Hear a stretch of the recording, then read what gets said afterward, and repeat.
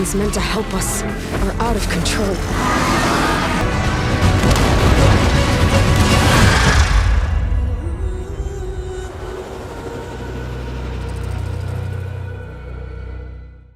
What's up, everybody? Welcome back to another Fantasy Files Reacts, where we talk about any sort of media that interests us, including video games, movies, TV shows, all the above. If you're new here, my name is Spencer, and today I'm going to be talking about Horizon Forbidden West for the PS4 and PS5. If you end up enjoying this content, please consider hitting those like and subscribe buttons down below. And don't forget to hit the little bell icon to get notified of new content from us. You can also follow us on Twitter at Files Fantasy to see more of my reactions to various things, including the books that I'm reading. But I must have made like a dozen posts there for Horizon Forbidden West. So if you'd like to be a part of those conversations, that is definitely worth checking out. Usually I go on for a bit about what content is coming out next for us, but I'm really not sure where this video is going to land among our other videos I'm currently editing. So instead, I'll say that if you like our reaction videos, which are not exactly reaction videos, more just reviews for stuff besides fantasy and sci-fi books. But if you like these videos, let us know what piece of media you'd like to see us talk about down in the comments, whether it's a game, movie, or TV show, or other, fantasy, sci-fi related stuff. Let us know down there in the comments. I can say that we are currently considering doing a big discussion on a show from a couple of years ago called Dark. I'm sure everybody remembers it. It's one of my favorite shows of all time, so definitely keep an eye out for that and let us know if that's something that you would enjoy. All right, well, let's get into it. Let's talk about Horizon Forbidden West.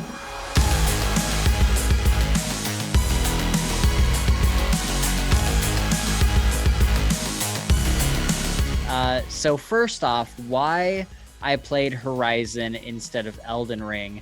So it's funny, I've been looking forward to Horizon Forbidden West for a long time now. And then it comes out right around the same time as Elden Ring. And Elden Ring is the only thing anybody is talking about. And I feel like Horizon got badly overshadowed by Elden Ring. I really didn't see any content for Horizon coming out, even though the first game was a huge success. So that's just really, really unfortunate timing on Guerrilla's part. So I think I will play Elden Ring eventually, probably. But honestly, I think it's just simply too hard for me because I tried playing Bloodborne, and that was way too difficult. I've heard some people say that Elden Ring is a little bit easier, but the main thing that draws me to it is just the world. Seeing some of these clips that people are uploading, I'm just like, man, I want to be in that world so bad. But I do not think that they should add a difficulty setting to make it easier for the people that are kind of complaining about that. I'm definitely not one of those people. I think that they should produce the game that they want in whatever way they want, and if they want to make a punishingly hard game, then more power to them. But it does make me think twice about picking it up, because do I want to spend $60 on a game that I'm not going to be able to get through the first level? Most of the games that I play, I usually play on like medium difficulty or sometimes easy difficulty, because usually I'm just there for the story and the gameplay. Like I'm not, I never really feel like I need like a punishingly hard game. Especially I'm just way too busy to put, even more hours into a video game where I just keep dying and keep dying. I usually turn that difficulty down pretty low. So we'll see. Maybe I'll give Elden Ring a shot at some time in the future. But Horizon was definitely my priority to play because I just fell in love with that first game and kind of the idea of this post-apocalyptic type world and just the story that they told us through that game.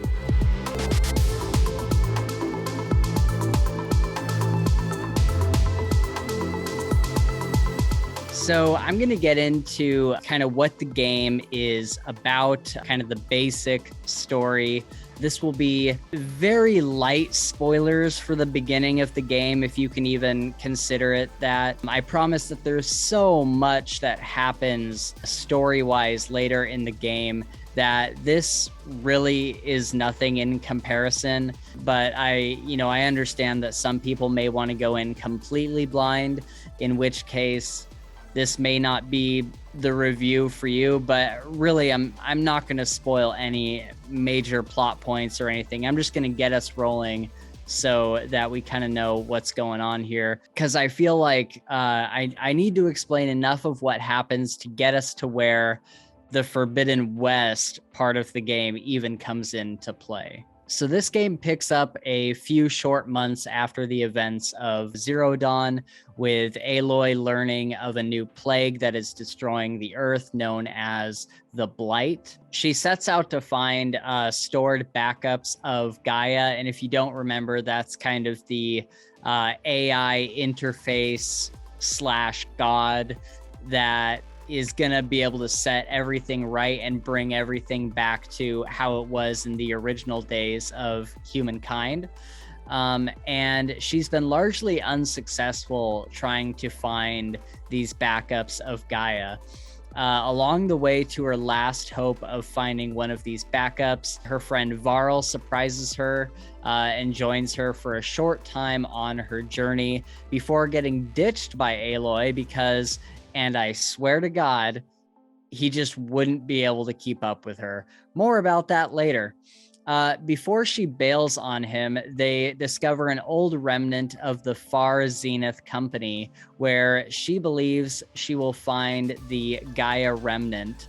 Instead of finding Gaia, she finds out that they were a colony who is going to leave the solar system to get away from Earth's destruction, but were unsuccessful. Left with no options, she returns to Meridian and receives a transmission from Silence telling her to meet him in the Forbidden West. She then eventually ditches Varl when they're in Meridian and heads out to the Forbidden West to run into many new tribes, one of which has been taught by someone to override machines. And that's really where our story starts picking up steam. If I go any further, I risk really spoiling some stuff. So that will have to do for now. Basically, you're following Silence into the Forbidden West to try to find Gaia, get her back and running, get her to full power to conquer the Blight, among many other things. Now, I mentioned Aloy ditching Varl, even though she could definitely use his help. She also does this with Erend, which upset me even more. Luckily, this is all part of her really fantastic character arc throughout the game. I don't want to give too much away as far as when the side characters come back into play or even who comes back in general, but we do get to see some familiar faces. The only thing that bugs me about this is they weren't involved a whole lot outside the bare minimum. I really liked in the last game developing meaningful relationships with these characters, and even some hinted romances. There were absolutely no romantic options or even subtle romantic dialogue in this game. I was really hoping we'd finally see Aloy and Erend together, which was hinted at pretty hard in the last game. But besides their initial interaction in Forbidden West, it really was not mentioned at all. Matter of fact, Aaron comes off as even dumber and goofier in this game than in Zero Dawn, which I really didn't like. I would have liked to have seen a great character arc from him, but he was mostly sidelined for 99% of the game, which is true for almost all the side characters. With how this game ends, though, I'm really hoping the supporting characters play a bigger role in the next game. Now that that little rant is over, let's talk about some of the things I really loved in this game.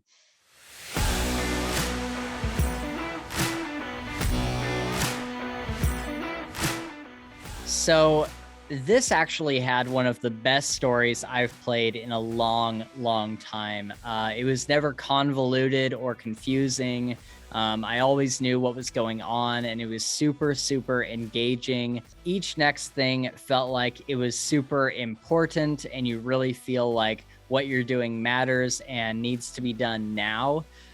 This does have a little bit of the drawback of the side quests seeming super insignificant compared to the main storyline, because the main plot that you're dealing with is like a ticking time bomb that needs to be resolved as soon as possible. Like it just doesn't make much sense to help the local cook find the carrots that she needs for dinner when literally the world is ending. The side quests make a lot more sense narratively if you do them after the main story, which is mostly what I did, aside from a few times I needed to run through a couple things to get the extra level or two. However, some of the side missions had really great characters with really fantastic dialogue, like with Moreland, who is out in the Nevada desert, literally trying to rebuild Las Vegas and bring casinos and stuff back. I love these near future stories because there's so much modern day culture that you can reference throughout it. All that being said, I literally was tearing up at the end of the game watching the final cutscene. It filled me with such a sense of awe and hope, a little bit of sadness, but also a lot of excitement for the next game. And it was just a let's fucking go kind of moment. You know what I mean? Okay, so I was playing this on my PS4. I don't even have a PS5. And these were hands down the most beautiful graphics I've ever seen in my whole life. Besides just the rendering, the way that everything moved felt so realistic and fluid. And if you run full speed into a wall, you see Aloy's hair kind of fly forward around her face. Not to mention like dodging and rolling. It all just looked really, really, really smooth. The lighting that is used in this game is incredible as well. It did get a little old at times where the sun is actually getting in your eyes, and it can be hard to see when that is happening. But I'm sure there's a way to turn that off if you really wanted to. But honestly, if the graphics were this good on PS4, I can only imagine what they looked like on PS5, or especially on PC. They'll look insane when that finally comes out. Let's talk about the map that we get to play in a bit. So this was pretty cool. It's supposed to loosely represent every kind of terrain across the United States, as the map is basically a swath of land going from the East Coast to the West Coast. And again, this was a very loose interpretation. So you'll see cool, like decayed landmarks and stuff. But it's not like you can pinpoint any of these areas on an actual map, like you were sort of able to do in games like Infamous Second Son, I think Watch Dogs Legion and whatnot. But we do get every type of environment, from a kind of grassy, hilly area to the desert and canyons, up to the snowy north, the deep green jungles and tropical beaches of the West Coast. I've only seen this much environmental diversity in maybe 2 or 3 other games, and one of them is World of Warcraft. Also, the map is completely covered in things to do. There are caves to explore, even underwater areas, and the verticality in this game is really fantastic. There is a ton of stuff that you can only get to by climbing and kind of platforming your way up huge mountains and cliffs and canyons and stuff. And not to mention the ruins that are all around. There's many little hidden encampments and villages. I've probably put 50 hours into this game so far and beaten the main story, as well as a bunch of like side quest stuff. And I've probably only uncovered about 60, maybe 65% of the map. I really, really enjoyed my time running around this world, and there's certainly a lot more for me to do.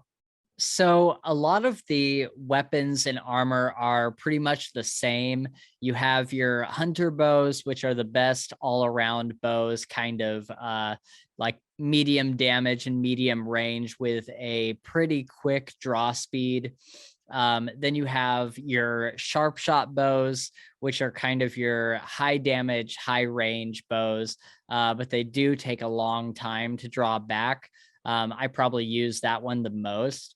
The arrows are also more expensive for that bow, and you can only carry like 12 or 15 arrows for those.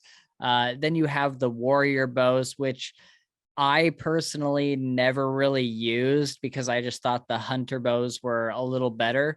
But I kind of figured they had the fastest draw speed, but lowest damage, and were more meant for like close combat encounters. But then you have things like your traps, slingshots, and tripwires. They also, it's not exactly a weapon, but they also introduced smoke bombs into this game. So you can throw that down and get back into some cover if you need to get away from the big dinos. But my favorite, the thing that I used the entire game, were the exploding throwing spears. These things, if you can learn how to throw them well, which does take a little bit of practice, are super powerful, and I highly, highly recommend getting very good with these.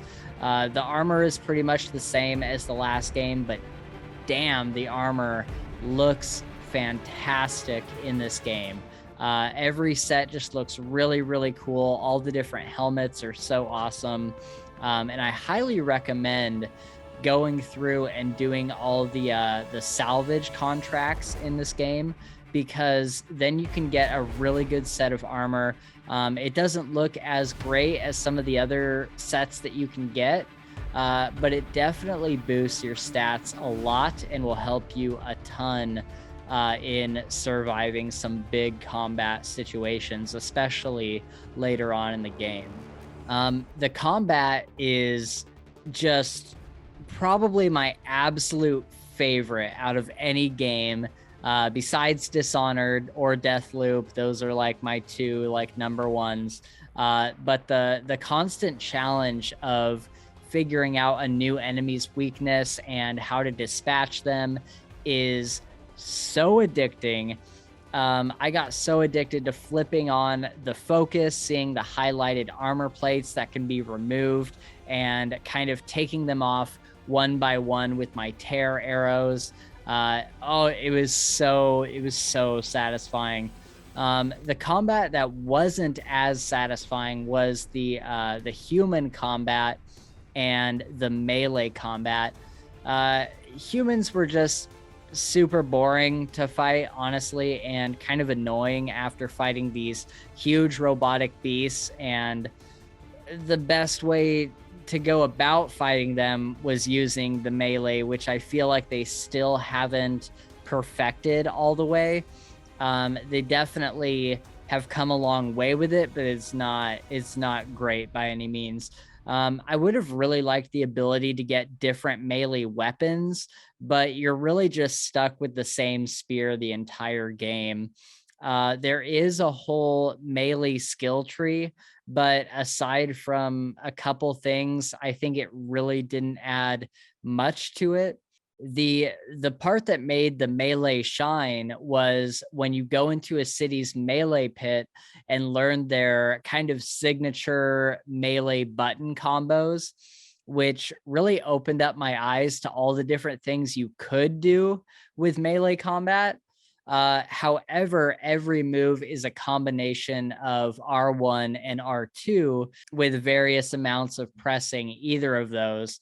Like for one move, you might press R1 4 times and then quickly press R2, or you might press R1 2 times and then move the stick forward and hold R2 or something like that. And it just got really confusing. And when I was actually out in the wild, all of that kind of goes out the window because everything is happening so fast. You're not going to remember these super, like, really specific button combos.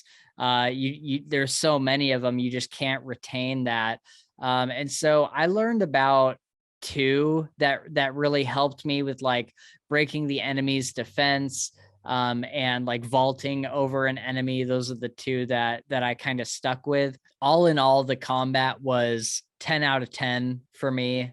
Even after finishing the main mission, I would just hop on to walk around and kill whatever robots were in my way because it's just so much fun. And sorry, I know I've spent a ton of time on combat, but there's really a bunch of other fun stuff to do as well. Of course, there's the tall necks again, which are always fun, kind of mini puzzles. But there's also these old world ruins, which are kind of Legend of Zelda type puzzles to get some important data or treasure. And now that I think about it, I probably really like Horizon so much because it is the obvious evolution of what Legend of Zelda is. This game even lets you climb mountainsides and stuff, but not in the same way that Breath of the Wild does. You kind of have to scan the mountainside with your focus to see like where you can grab. But there's still a lot of places that you can climb up and whatnot. Like usually if you look at something and think that like I should be able to climb that, then you probably can, honestly. There's also these things called cauldrons. I can't remember if they were in the last game, but these are places where the AI Hephaestus is creating more robots, and it's kind of like a big AI created robot factory that you have to like fight your way through to get to the boss at the end. And then you get the machine override codes to use out in the world. And it's pretty much your typical like open world type dungeon, but they're really, really cool. They're part puzzle, part action. It's a lot of fun. Early on, you also get a hang glider type thing made from a piece of tech that is pretty much a invisible shield, that kind of like a holographic shield that springs up. That thing is a ton of fun, especially when you jump from a super high place and then just bring up your glider right before you hit the ground, or if you pull it up right away and just get to kind of enjoy the view as you glide along. The only thing that irritated me a lot about the glider was every time she opened it, she always made some sort of comment like it was her first time using it. I mean, like, I'm like 50 hours into the game and she's like, I think I'm starting to get used to this. And I'm like, well, yeah, I fucking hope so. We've only done this like 900 times by now. Or she'd freak out and say, I'm falling. Oh, wait, I'm gliding. Really, Aloy? Really? I also really liked the new stash system. This was really nice. And again, maybe this was something that was in the last game, but I don't remember it.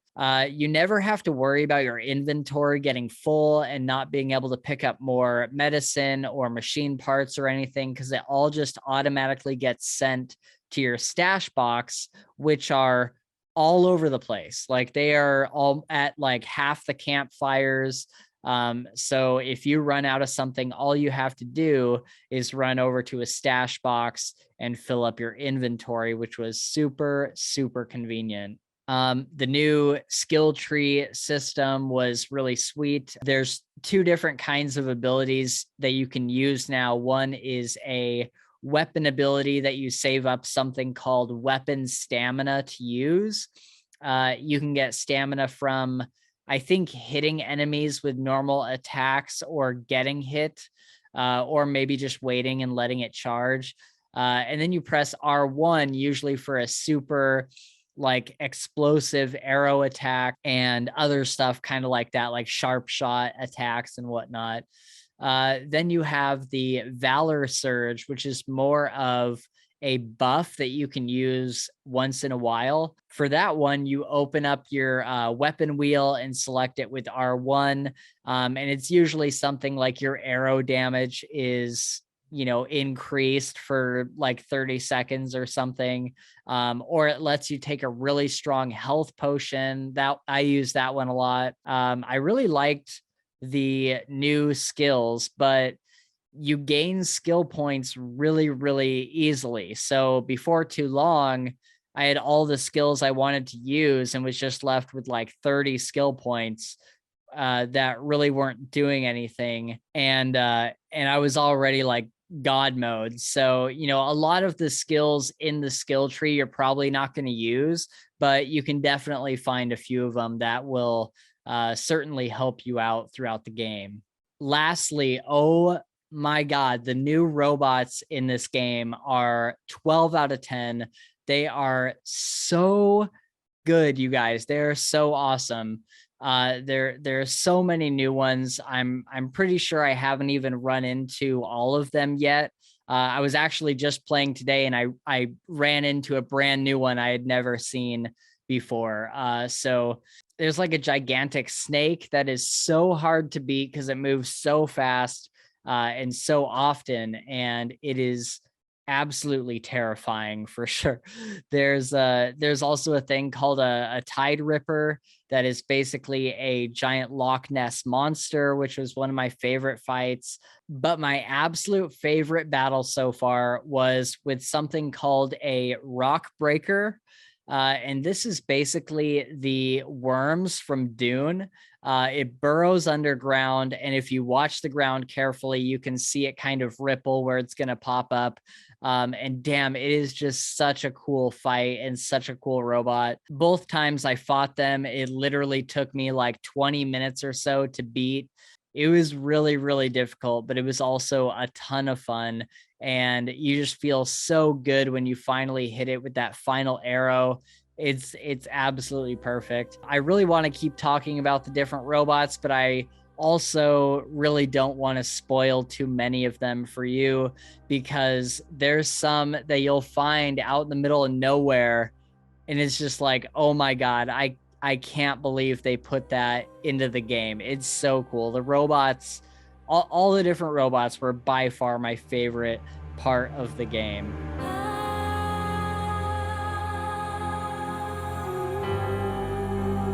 All right, let's talk about some of the things I didn't like, and there are a few of them.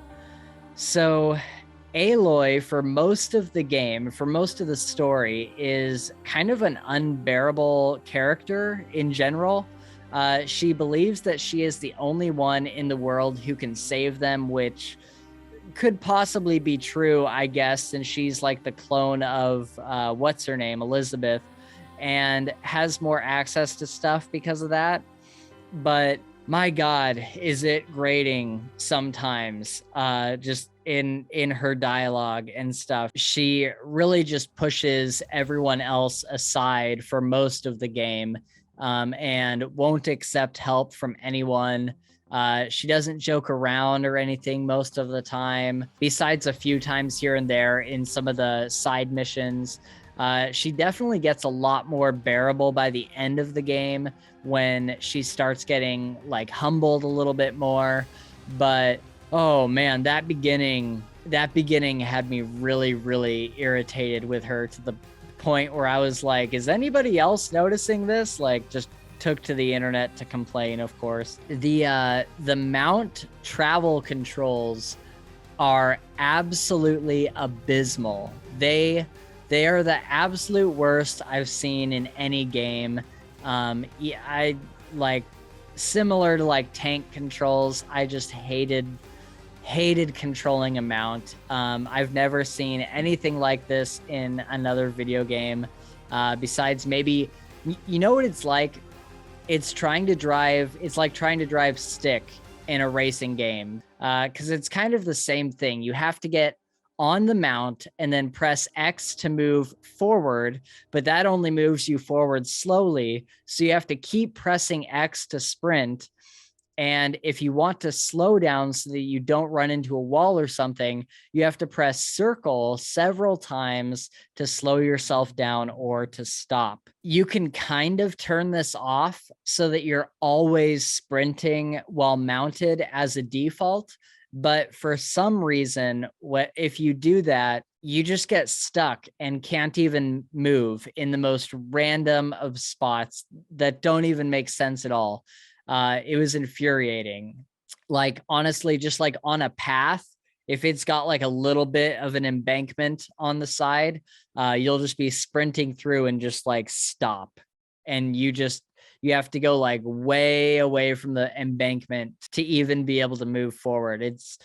It was absolutely infuriating. I found myself mostly just fast traveling and running to where I needed to go, because it was enough to make me want to break my controller when I would get stuck while just getting hammered by some hostile robot. And it's like, I can't move. I just can't fucking move. So customizing your button layout on your controller, there's simply no way to do it. Oh, sure, it technically gives you the option, but it really doesn't work at all. I literally tried at least a dozen custom bindings, and no matter how I did it, and believe me, I literally tried every single way you could possibly do it, there was always one button that wouldn't work, even if it said the action was bound to that button in the menu. All I wanted to do, the only two things I wanted to switch, was the dodge and the crouch buttons, because whichever way the default was just backwards for most games. So I'm only switching these two buttons, and no matter how many binding combinations I tried, if I switched the two, I was never able to drop directly down from a ledge. So I'll get stuck on a ledge and have to reset my bindings, get off the ledge, and then switch them back so that I can crouch and dodge, which was infuriating. Another thing kind of like that was the little quick select menu that you use the D-pad for was just awful. Every time you pick up some sort of item like a trap or something you're not even going to use, it automatically adds it to the quick select menu. So you just end up with like 100 things down there. And I'm trying mid-combat to find my health potion, and I'm just endlessly scrolling through trying to find it while getting the shit beat out of me by a robotic kangaroo. Continuing on with my little rant, about 25 to 30% of the voice acting for the side quest characters specifically were just unbearably cringy. It's like they pulled some random dude off the street and had him read his lines directly off a piece of paper. Avad offered amnesty to all who were forced to serve the Shadow, so the commoners cleaned out the Citadel and handed it back to him. What was that? I just fell asleep while you were talking. And I guess I just expect more from a AAA game in 2022, even for smaller side characters. The rest of the voice acting was absolutely phenomenal, though. Like, seriously, some of the best I've ever heard for Aloy and her immediately surrounding characters. I do feel like the trailers were a little misleading in one way. I think everyone was kind of expecting there to be underwater combat based on the trailers, and there just wasn't. I feel like it would have been something that would be so easy to put in the game, but there's absolutely no way to use your bow or spear in the water, which would have been really helpful because there's a ton of robots down there. And your only option is to like try to sneak past them by going through the seaweed or the kelp or whatever. This was the most aggravating thing, I think. The fucking tooltips that would pop up every time you level up. They take up like the top quarter of your screen. And if you're mid combat when this happens, you're simply fucked, completely fucked. You're just royally fucked because you can't see a damn thing. And it made me so mad. There's probably a way to turn them off, but then I wouldn't immediately notice when I leveled up. But holy shit, Gorilla, just make them a little bit smaller, put them up in the corner or in the bottom quarter of the screen where I'm not actively aiming at a robot pterodactyl that's trying to remove my eye sockets. For fuck's sake. This may be super dumb of me, but for some reason I just expected I'd still have access to the map from the first game, that it would just be expanded upon. Like, we get to see Meridian a little bit at the beginning, and then it's just completely locked away, which was kind of a bummer because I did want to catch up with everyone we met in the first game. We get a little bit of time with them at the beginning of the game, but then you're kind of right on to the Forbidden West. Lastly, another super dumb subjective thing that I just thought was a little odd. Every single character except from Aloy and maybe one other character just looked super doughy. Like they were just all really, really round. And by that, I don't mean fat. I just mean that all of their features were very round. And the graphics were great. I just thought it was a super odd style choice. I guess I just assumed that if you're fighting mechanical velociraptors every day, you'd be like super shredded and like chiseled and just look a little bit more athletic, but whatever.